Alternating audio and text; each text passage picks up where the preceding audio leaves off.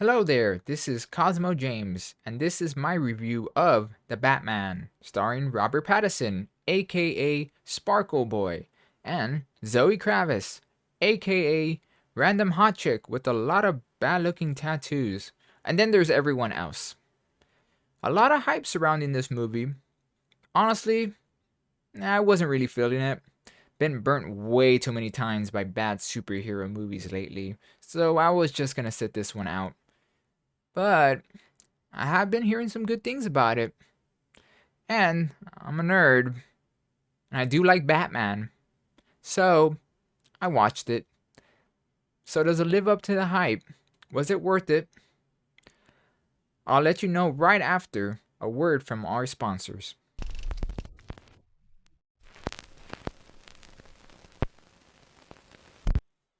Come on now. Did you really think I have any sponsors? Have you seen my subscriber count? Not even the cheapest gotcha game will look at me. I do hope this joke becomes outdated one day. Alright, enough joking around. Was the Batman worth it?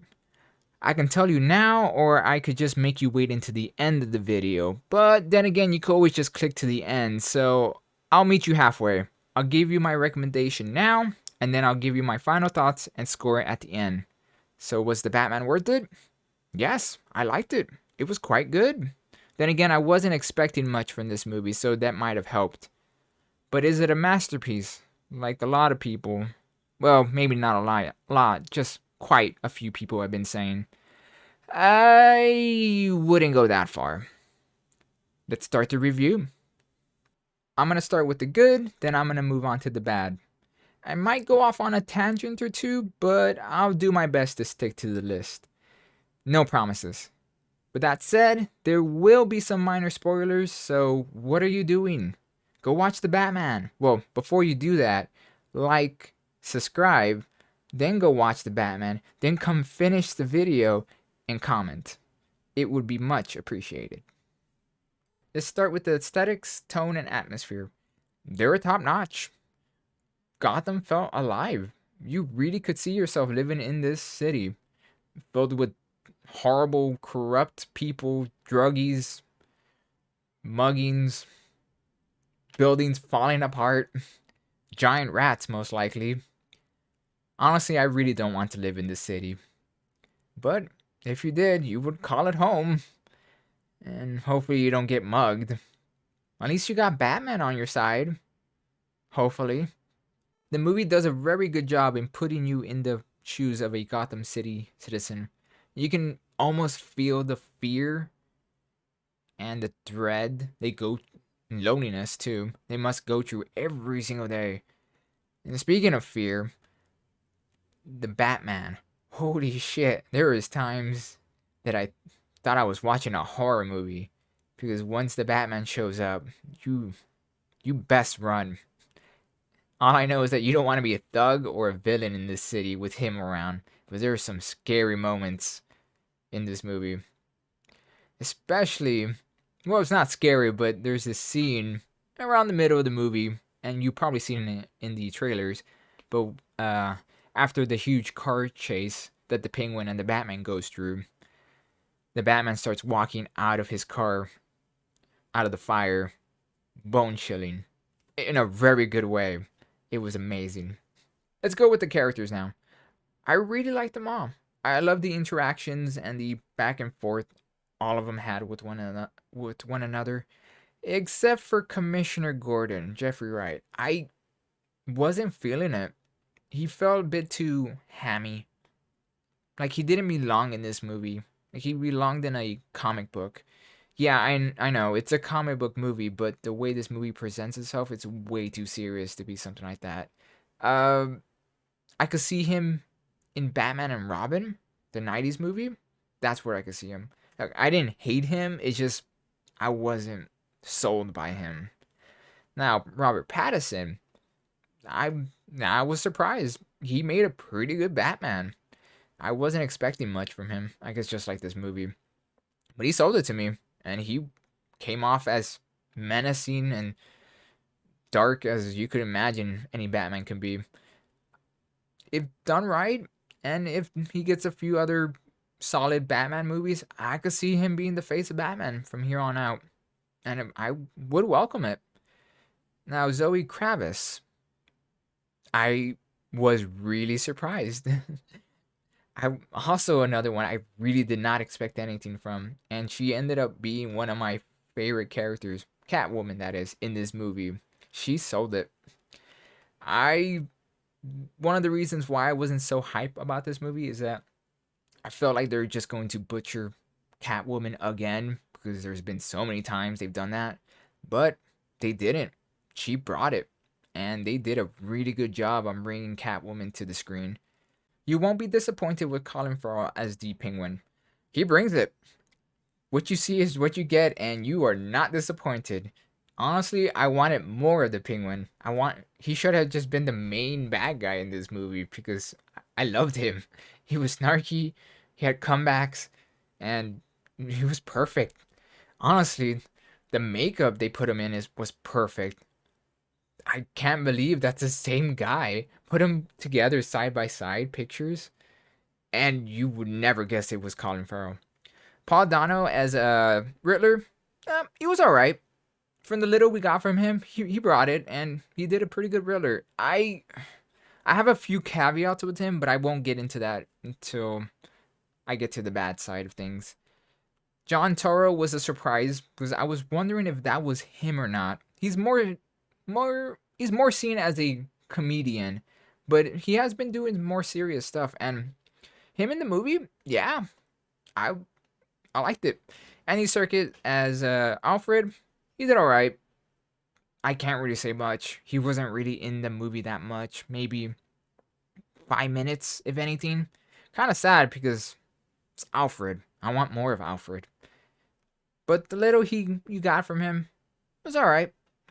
The fight scenes are really good too. You don't only just get like one big fight scene right in the middle. You get them spread out in the entire movie from the beginning, middle, and end.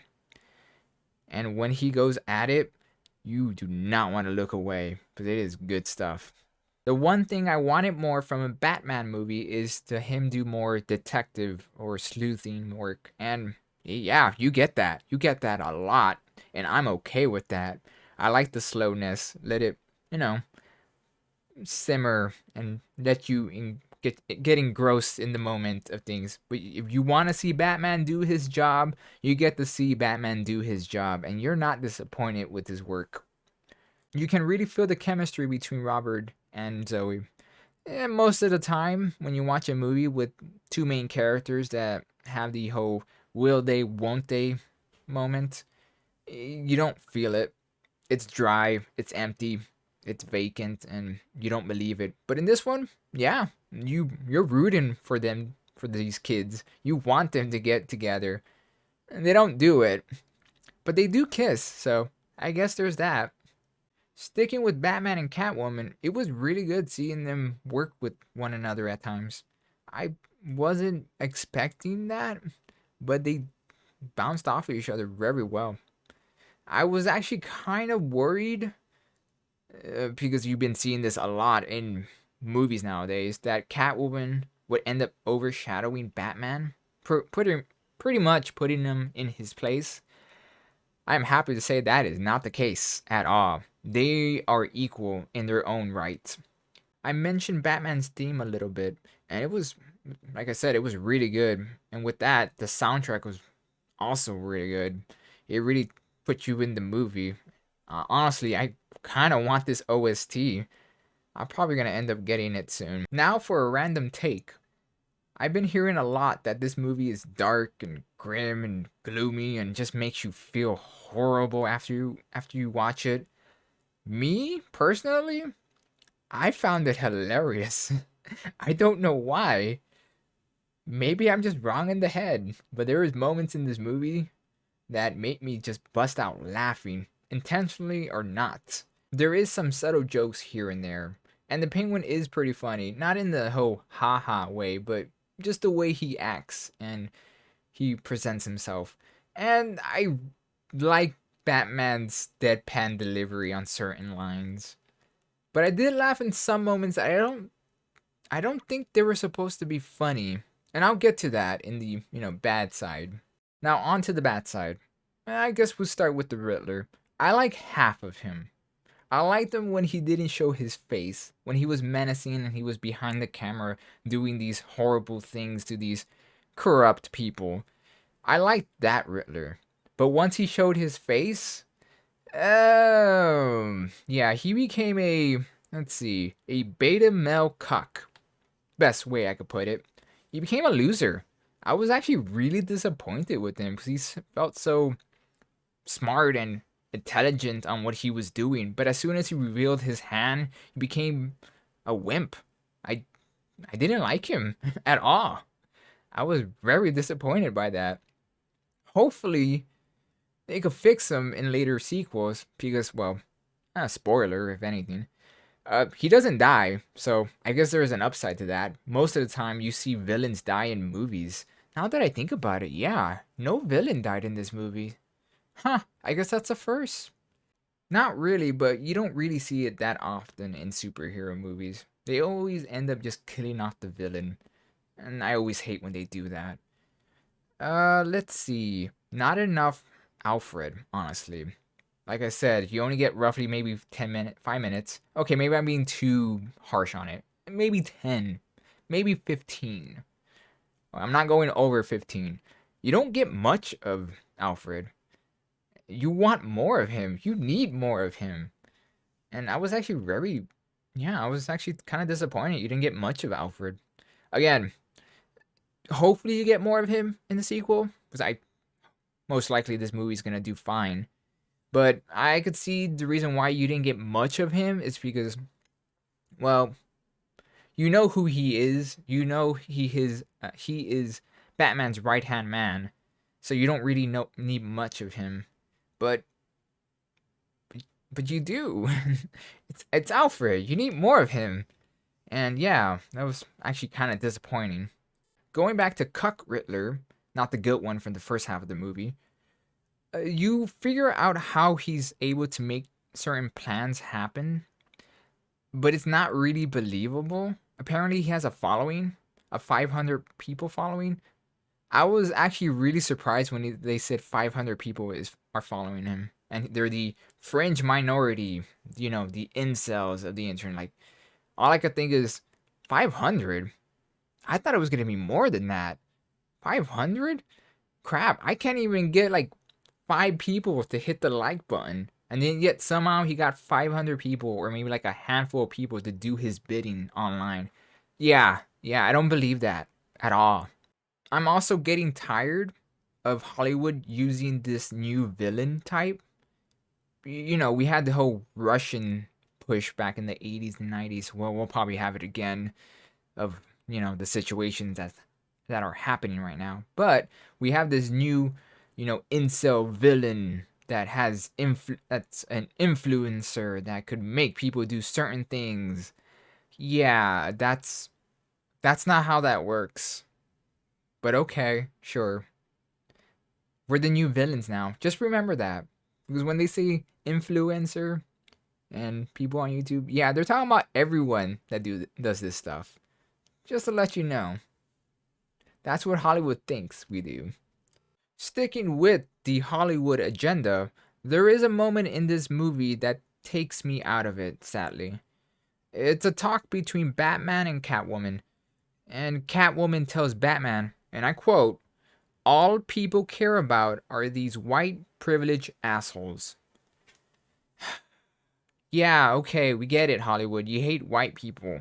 It's just also tiring. That's all. They keep trying to push this agenda that doesn't make any sense in movies nowadays. It's not white people you have to be worried about. It's the class. You didn't even need to put white in it. You could have just said privilege. It's a class issue, not a race issue. It's just, look, most people will probably won't even think about it, and it'll go over their head. But I'm not most people. I guess the best way I could explain it in layman's terms is, think about it as a friend pointing out a dead pixel on your TV or PC monitor. Once you see it, you cannot unsee it. Yeah, this woke agenda that Hollywood has been pushing for a good some years is that dead pixel, and it is getting really grating and tiring. Look, Hollywood, can I just get a good movie without you trying to force any agendas onto it? You know, it used to be a lot more subtle. Now it's just a blunt object bashing you over the head over and over and over again. Yeah, I get it. Stop it. I guess now we talk about the token elephant in the room. They race swapped two characters, Catwoman and Jim Gordon. And most people will probably say, it doesn't matter if they're white or black. And I would say, if it didn't matter to begin with, then why did they race swap them? Look, I never really had a huge problem with this, but I've seen what Hollywood likes to do, and this it doesn't come off genuine anymore. And that's actually pretty sad. Especially when it comes to established characters. Side characters, you could do a lot more with them if you want to. Established characters, changing race with one, it's a little sticky. It is a fine line though, but it's a little harder because, well, why not we just race swap Black Panther? Make him Asian now. Or how about we race swap Blade and make him Mexican? Huh? What about those? Yeah, well, people will get angry if you did that. And I would be angry too, because their race is a part of the character. Look, this stuff is not going to stop, and they're going to keep doing it. Fine, keep doing it. All I know is this, that if you do it one way, you have to do it the other. It's only fair. Alright, that's enough of Hollyweird. Let's see, next thing to talk about. Not enough Bruce Wayne. I was kind of disappointed, actually. I wanted to see more of him. But I guess that was the point of the movie. Little by little, you see him, becoming more and more of the Batman. But by the end, you realize that he needs both sides to become something. Well, become whole. And still, his Bruce Wayne was a little weak. And it is something they could work on, so I'm all for it. Now for the last few problems I had with this movie. It's too long. Look, a long movie can work. Look at Lord of the Rings. This movie really meanders right at the end. And it has 2/3 acts. Not that it can't work, it's just, yeah, this one it didn't work. The second, third act kind of just wobbles and slowly makes it to the end. I didn't hate it, but it does have some payoffs, but you really didn't need it. That's it. Well, there is a few moments in the movie you have to kind of not think too hard, just for the fact that if you did, well, let's just say Batman took some hits that would probably make his body would be jelly in that suit. Let's go with that. And there's other moments you makes you think like, why? Wait, how? But it doesn't take you out of the movie, and the story is solid. This is a movie I will recommend, and I would like to rewatch when I have the time. I just have to make some time for it because of how chunky this boy is. If you made it to the end of this review, I would like to say thank you for watching.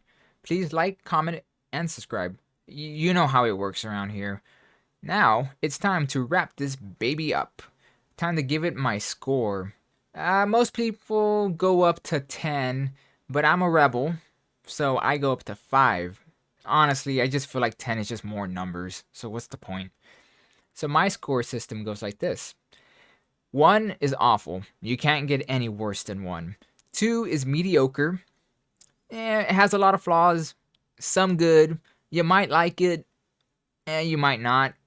But you can't look past these problems that it has. 3 is average. It has flaws. It has some good things in it. You might like it. You might just forget about it and move on with your day. 4, it's good. It has very few flaws, but it has so much good. It has a lot of good in it that you could look past it and it won't bother you. Five is fantastic. You can't get worse. Well, not worse. You can't get any better than five. Meaning it has a few flaws in it because no movie doesn't. But it's so good that you could look past it and it won't really bother you or make a dent in your enjoyment. Now, what do I give the Batman? Well, it's not a 1, so don't worry about that. But it's also not a 5. It has quite a few problems that I just can't look away from. And I'm not counting the whole woke incel push that Hollywood loves to do lately. Luckily, that doesn't hamper the experience at all, because if it did, I would have hated this movie. But it's the ending that really hurts it, honestly. The second, third act didn't need to be there, and it really drags the movie down. And there is also some contrivances here and there. Some moments when you kind of question the movie, like, why did you do that? And what are you doing again? But it's not enough to break the movie. So I'm gonna give the Batman a 3 out of 5. It has good, it has a lot of good going for it. But the bad does weigh it down a bit, especially the last hour of the movie, the second, third act. Yeah, that really drags it down. But, well, if you're looking for a good, fun Batman movie and you're a fan of Batman, you're not going to be disappointed. You'll enjoy it all. But I don't know how well this will be replaying a replay or rewatch of this movie would be, because it does drag at times to the point that, well, I guess it would be better as a streaming movie, because then you could just, cut it into pieces and treat it like a mini series. Why didn't they just make a mini series? All right. I'm going off track there here. It's good. It's worth the watch. I still recommend it. Don't know if I would say a masterpiece like a lot of people. Well, quite a few people have been saying. Well, that's it for the review. Thank you for watching. Till next time, see ya.